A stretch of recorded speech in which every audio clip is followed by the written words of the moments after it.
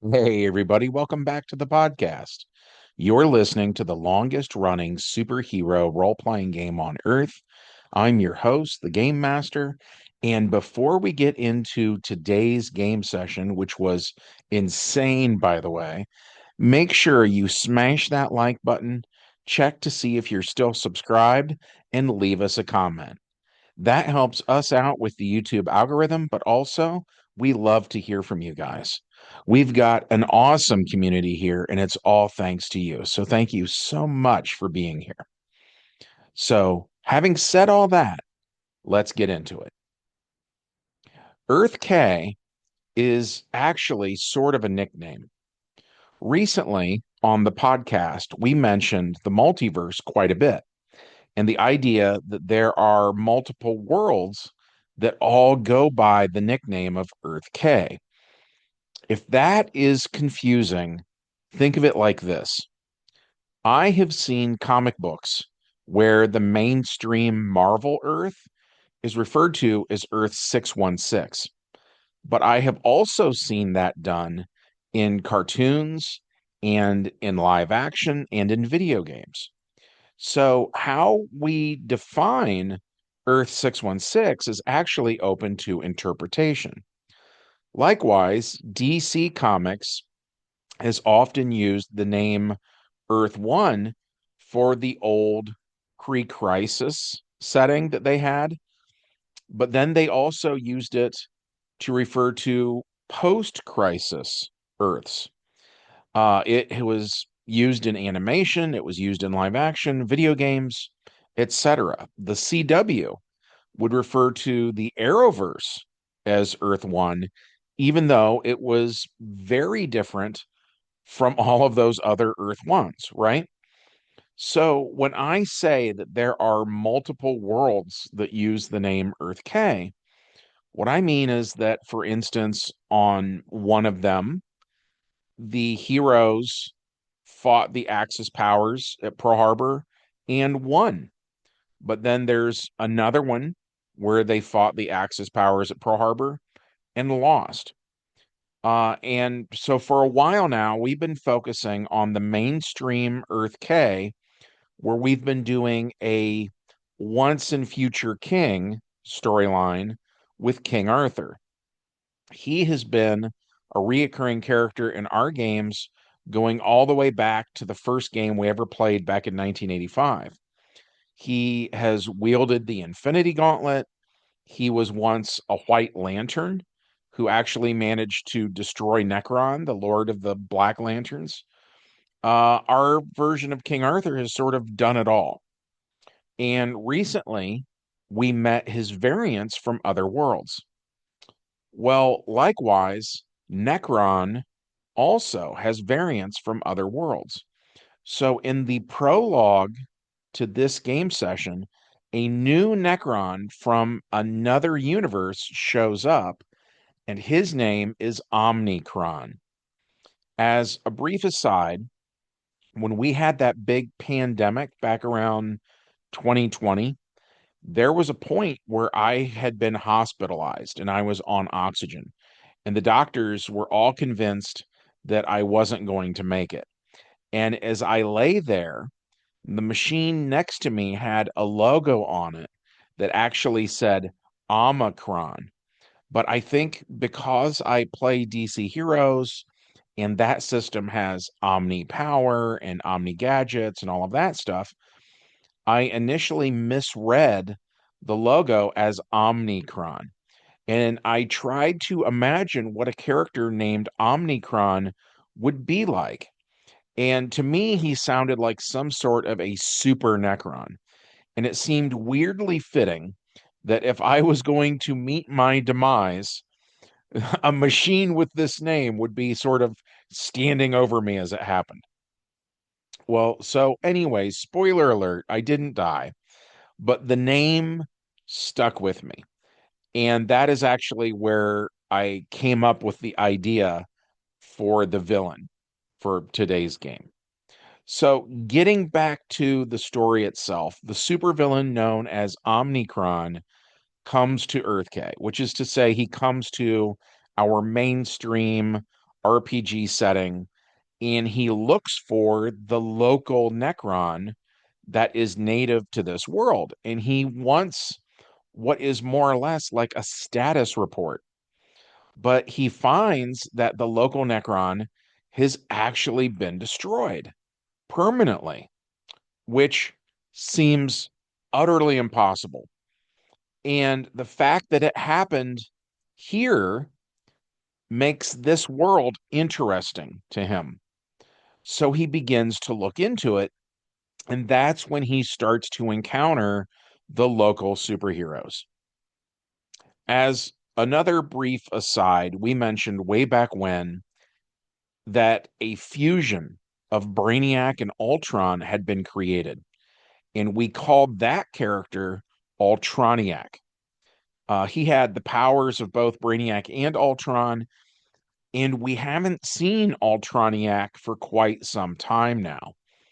So Omnicron, like most Necrons, has the ability to possess things, right? And he often does this with machinery. So Omnicron takes control of that old Ultroniac body, and he gets into a fight with the Round Table, which brings us to the main plot. The best that Earth K has to offer fights him. Iron Man fires repulsor blasts and then takes a swing at the villain with his lightsaber. But Ultroniac is made out of pure adamantium. And as a result, he has complete immunity to any kinetic damage. And what's worse is then he hacks Iron Man's power armor, as well as the power armor of all the members of the Round Table. And then he starts to steal their shields and their lightsabers and all of that stuff. So once they are down, the outsiders are the second team to show up, and they give it the old college try. Guys like Lobo and the Red Lantern, aka Steve Trevor, pour it on to no avail. More teams show up. The Avengers, Doom Patrol, the X-Men, Fantastic Four, you name it, right? And this fight between essentially all the world's heroes and Omnicron spills out into the countryside outside of New York. And Rogue of X-Men fame has massive strength after this last summer's big crisis game that was the 40th anniversary of our role-playing campaign, right? She punches Omnicron, and even she can't do damage because his immunity is is an absolute, right? Nobody can hurt this guy. So the heroes of Earth K do what they always do.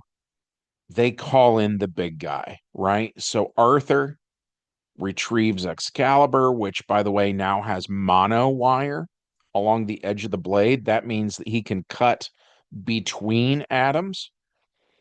But when he takes a swing at Omnicron, the villain's force field stops the sword. And Omnicron unleashes a blast that targets not so much Arthur's body as it does his spirit. Because again, under all of this tech, the core of the villain is essentially demonic, right?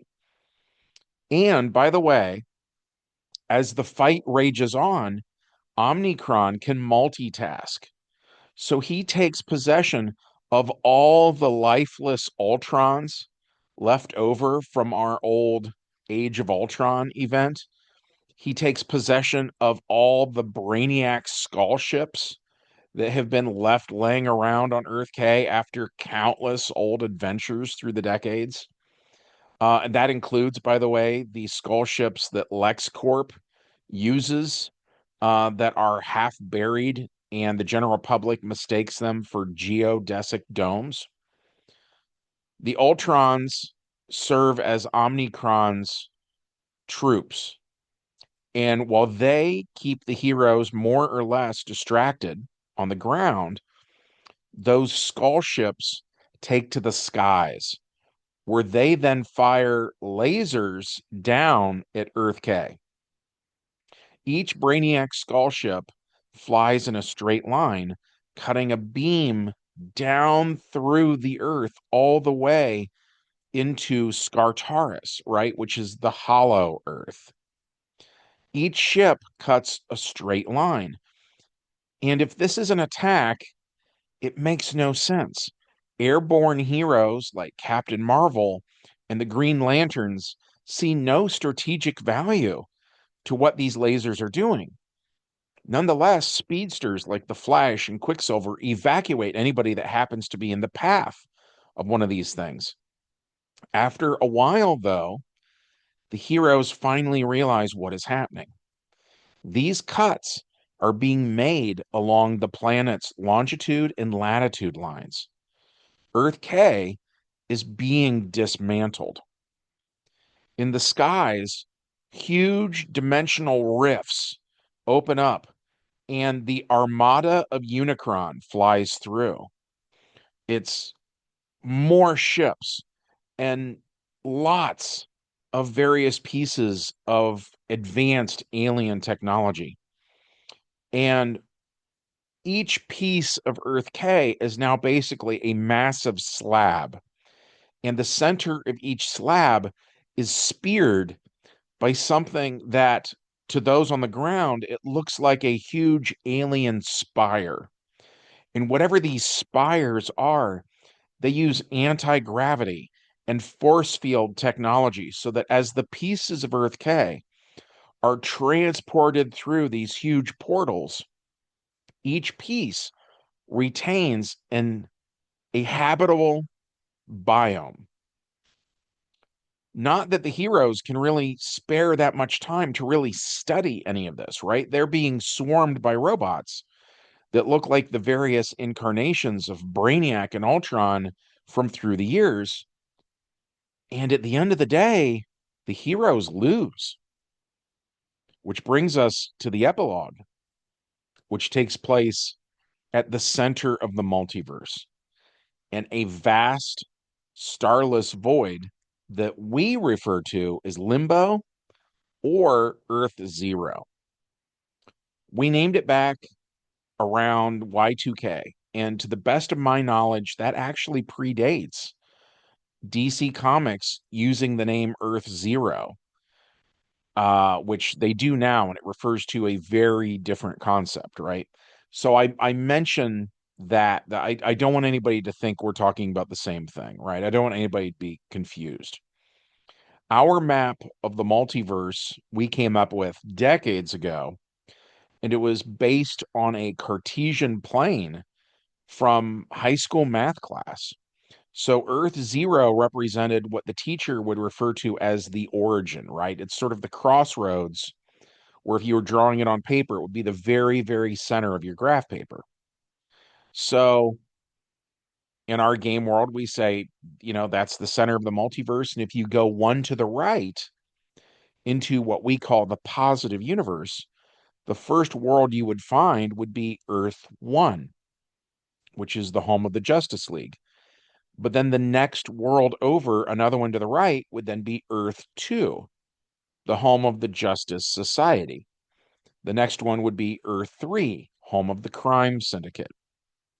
But going back to Earth 0 for a minute, if you were to go left just one into the negative universe, Earth -1 would then be evil versions of the Justice League.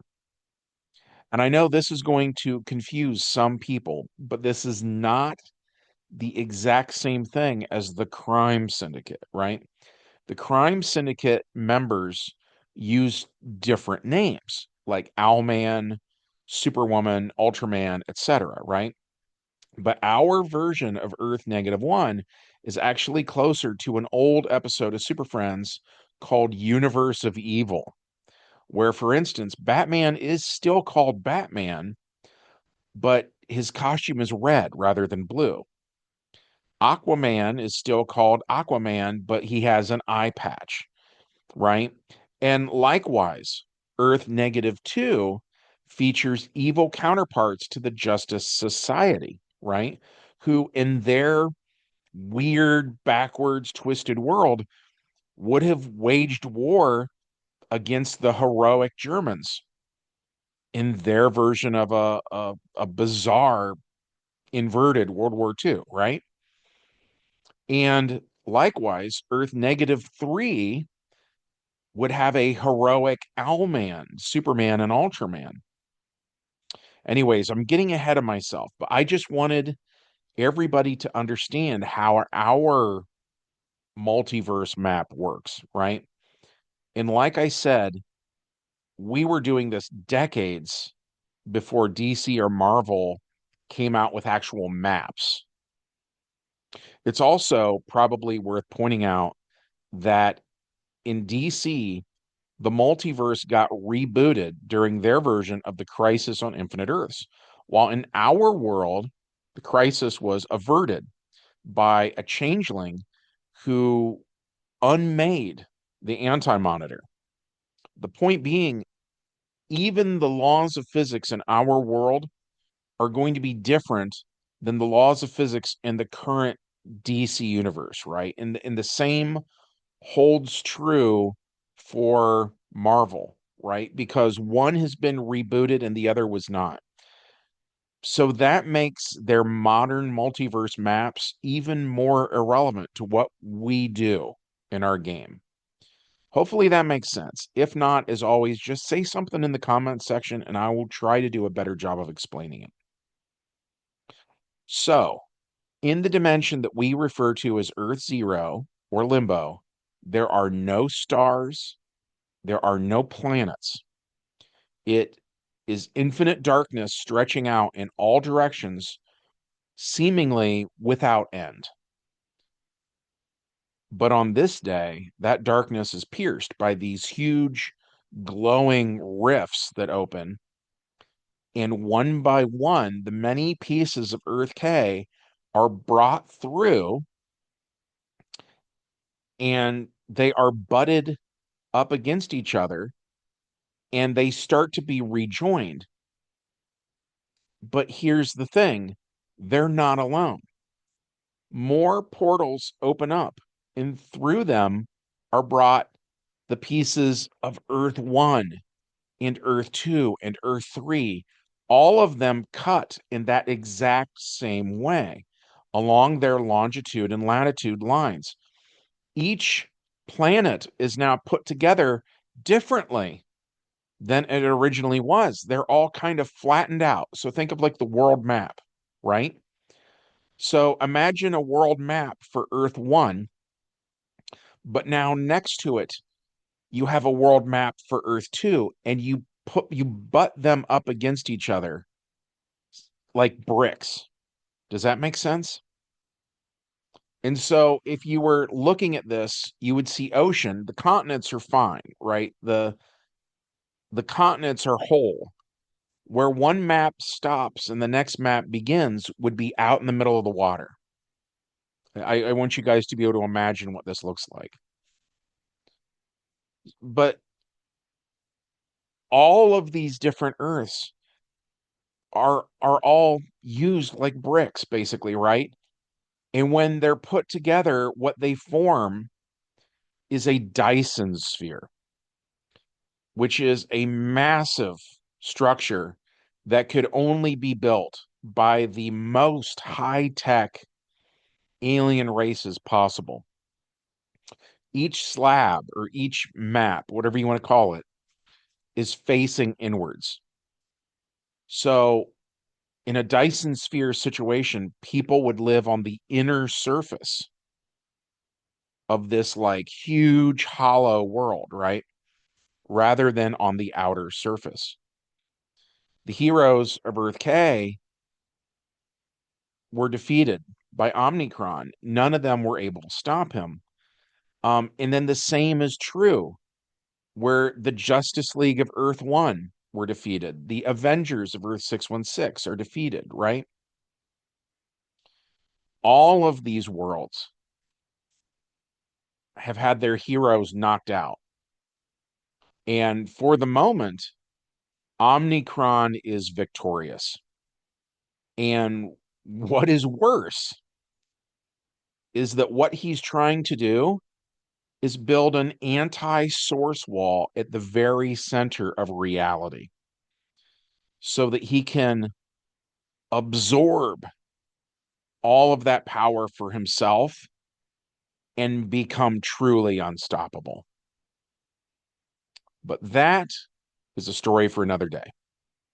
We enjoyed playing this one. We hope that you enjoyed hearing about it. If so, as always, smash like, make sure you're subscribed, and leave us a comment. And from all of us here at the longest running superhero role-playing game on Earth, we hope you have a good one, and we'll see you in the next adventure. Bye.